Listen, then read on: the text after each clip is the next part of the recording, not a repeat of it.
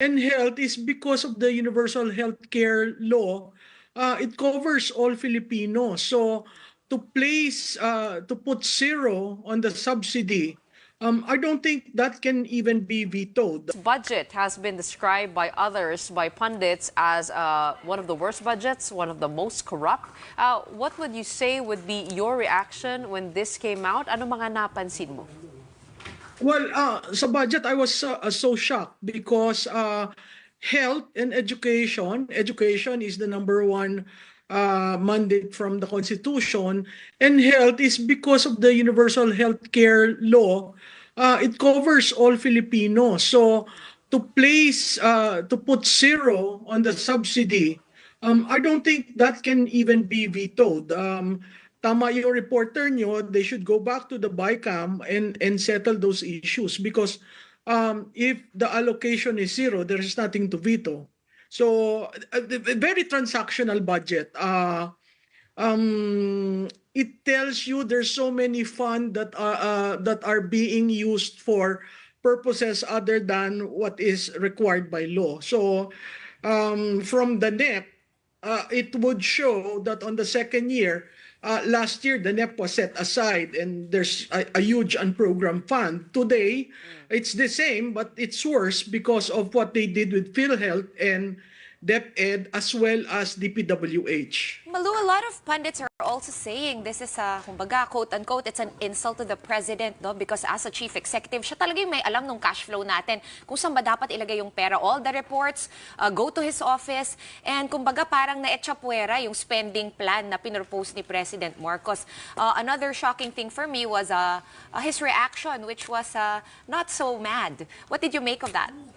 Yes, Sean, I agree with you. I mean, if you're as the chief executive officer, whenever financial statements are being made and submitted to you, you always look at the sources of fund, the revenues. Is there a shortfall? We have a 15 trillion debt.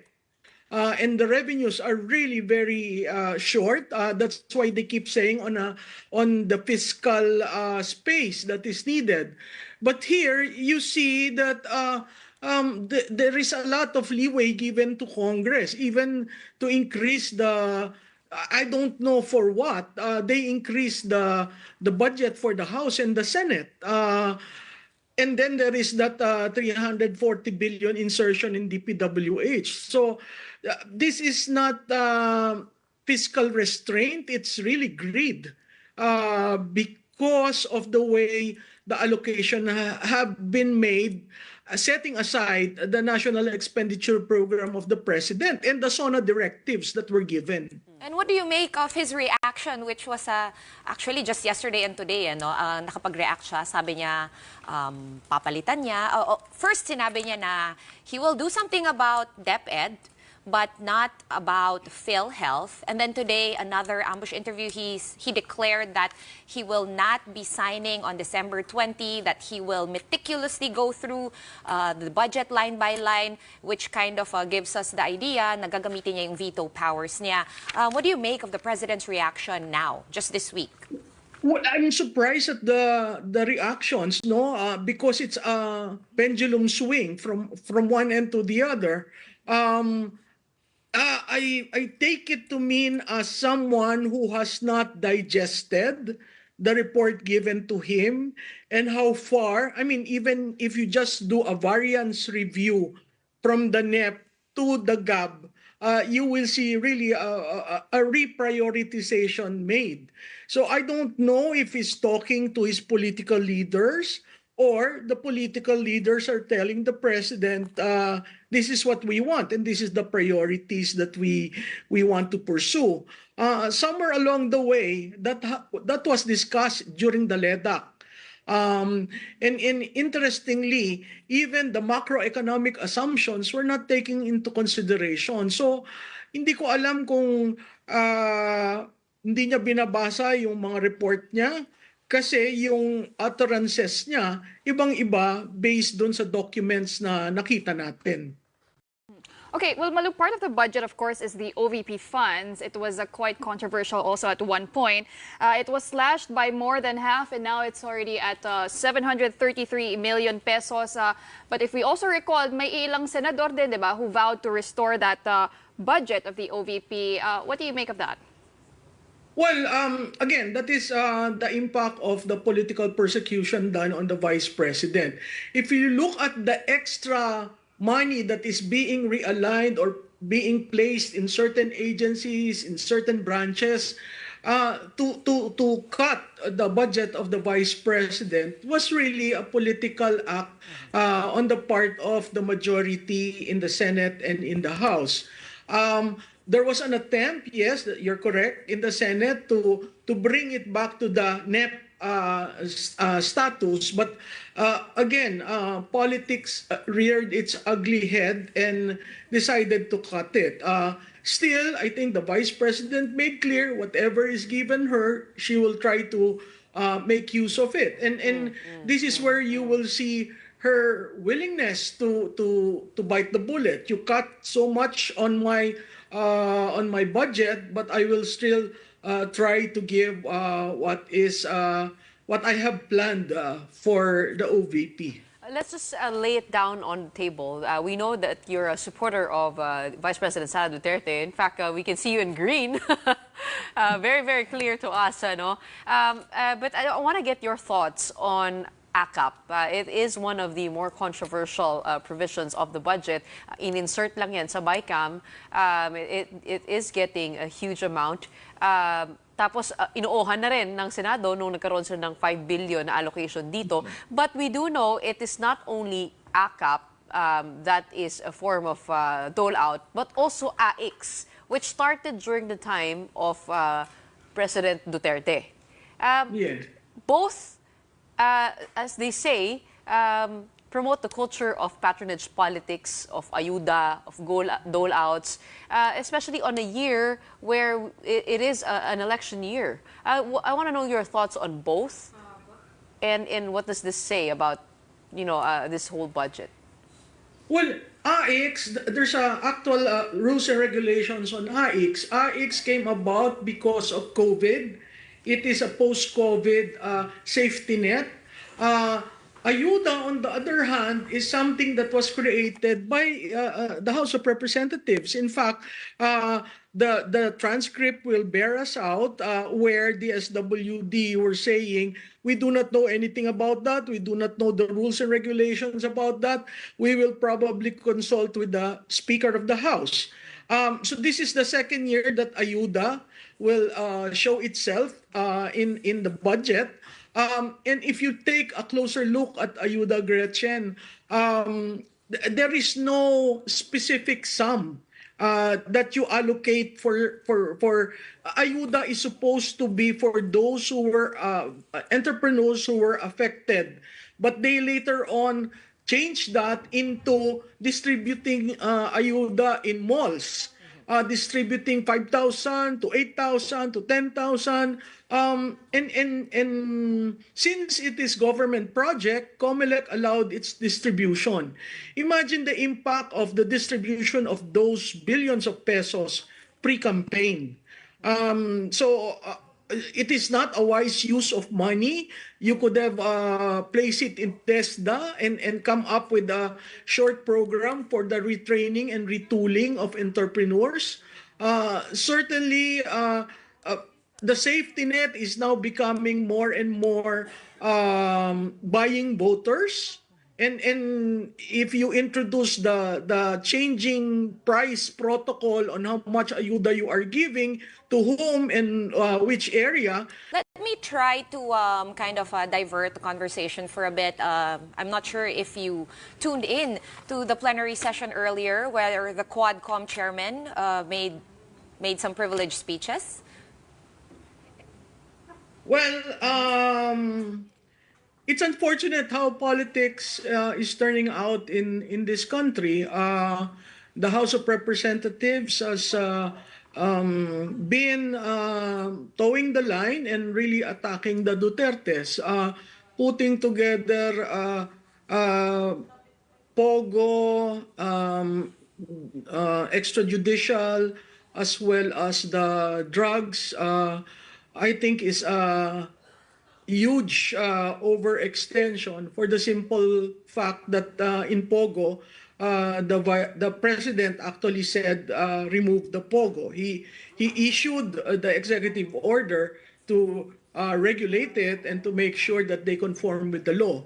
On EJK, well, your guest is a noted lawyer on that. Cases should be filed if there are cases that are warranted to be filed. On the illegal drugs, that's a two-sided thing. There are people who are saying it's good and communities were able to be peaceful and the impact of drugs contained. And there's the other side of abuse.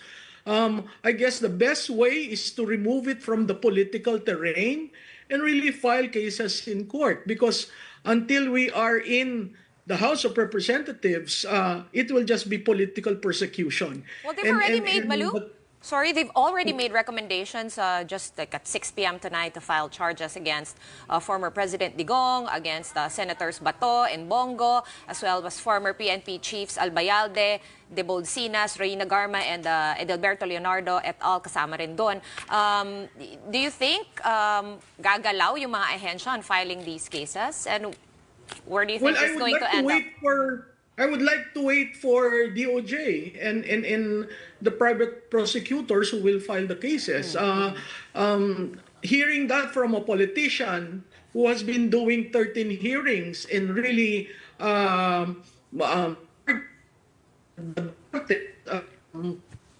something else.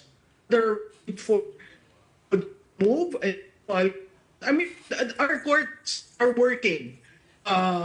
If those who felt aggrieved need redress, the court will be the right room and not the representatives or the public opinion.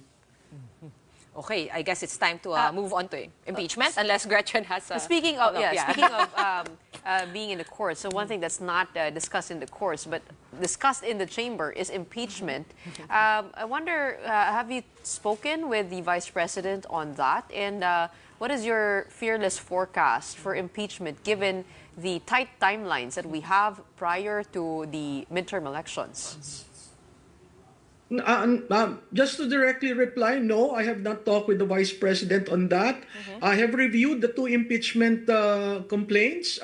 One is based in news articles and the old story of Senator Trillanes, and the second is based on the hearings of Quad and the good government. I agree with you, the timing is really off. They're going on a recess now, and then they will be back mid-January to be off by first week of February. So the session days remaining there are really very few. And then there is talk that there's a third impeachment where they are trying to get one third of the signatures of members of the House so that it will just go directly to the Senate. If you do that in the Senate, there will be 12 who will be 6 who will be running for re-election and 7 running for re-election and 5 ending their term. So it's going to be very hard for the impeachment court to be convened if we are very near election time. But they always say, Malou, if there is a will, there is a way, and we've in seen... politics, yes. Shortcut, pwede kumuha ng signature sa Kongreso. Have you heard anything? Yung plano nila, yung 1/3. So, I don't know if they got the 1/3 kasi walang ang balita ko, nagkakahirapan sa pirmahan. In Congress. In Congress, yeah. In the House of Reps. So, parang according to your bubwits, no, na hindi talaga mabubuo yung 106, 103 names. Yun yung pinagtatakan ko, no? The sudden change in tone of the president na una sinabi niya papalagan niya si VP. Tapos susunod sabi niya, VP Sara is unimportant and this is a waste of time. I mean, what do you think caused that sudden pendulum swing with the president's tone, I think, which confused everybody in the House of Representatives. Okay, wait dagdagan ko lang Malu yung tanong ni Gretchen kasi gusto rin kitang itanong dun eh. It would seem, no, kasi kanina nga nung naglabas ng Malacanang, si S. Bersamin na nagsasabi nga na mas kikilatisin muna nila line by line yung budget. Sabi ko, parang nakikinig naman sila sa taong bayan. Nung nagkakagulo yung mga taong bayan din, no, social media about impeachment, bigla rin siyang kind of parang nag-iba yung ihip nung hangin. Do you think the president actually is reactionary and does listen to the will of the people? Ironically? Well, I know if election that he is driven. Decisions are made on surveys that are coming out showing that in his approval and trust. Listening to the people, I think it's kind of because he has never listened to the people. He has to listen because we are in a state of influx in terms of politics. And there is a tipping point that will be very near, either from his side or this side. So in order to manage and to prevent that tipping point from occurring, he has to really listen to the ground. People are going out and telling him there is something wrong with the budget. We do not like what is happening in PhilHealth. We do not like what is happening in Congress. There's so much politics. He has to rein in his political group for the leader to really shine and for the leader to really call the shots. And do you think that is why nagkakahirapan, no, so to speak, yung pag-gather ng signatures for impeachment sa Kongreso because the president did say na ayaw niya and it would seem like the congressmen are willing to follow that order since nagkakahirapan nga. Yeah. I agree with you. When that text was released and he confirmed that the text came from him, most legislators were saying, kung wala naman palang order si presidente, bakit tayo, di ba? So, nagsabi na siya. Makikita mo yung swing is 180 eh.